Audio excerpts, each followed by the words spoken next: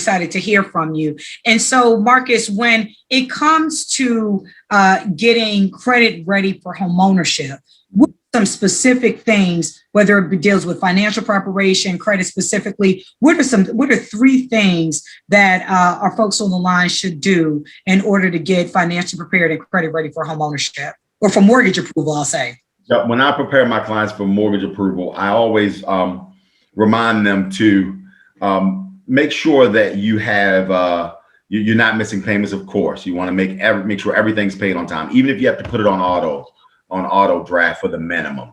A lot of times having it on auto and paying that $20 or that minimum that's coming out every month, it keeps things from happening. Like, you know, somebody gets sick and you forget about your bills. You know, things happen in life, car accidents, different things that'll shake you up and have you forget to pay the $20 Target credit card.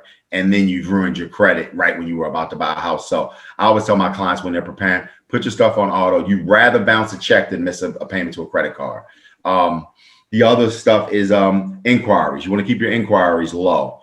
The reason inquiries even matter is because if you have a lot of inquiries, the credit bureau eventually will bring your score down some, because we can't tell what you've borrowed. So if you've had 6 inquiries this month, we don't know if you bought 2 cars or not. It wouldn't show on the credit bureau until the following month. So you become a little more riskier of a person to lend to. And of course, a lot of people have more cards than they can really manage. They don't need them all.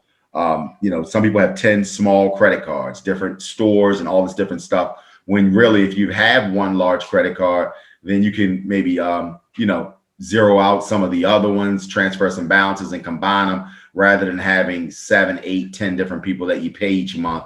If you can combine that stuff, then it makes, you know, just for less of a headache when you're getting ready for the home buying process. But of course, you want your scores to be as strong and healthy as they can be. And you want to look, you know, you just want your profile to look good and clean.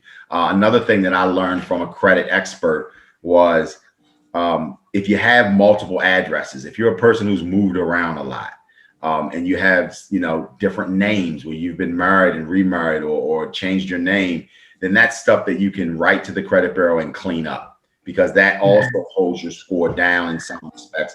Because if you have a common name and you have 6 different addresses, then it's tough to really, it's easy for mistakes to happen, and it's tough for them to, you know, give you all the points that you should get as you pay on time.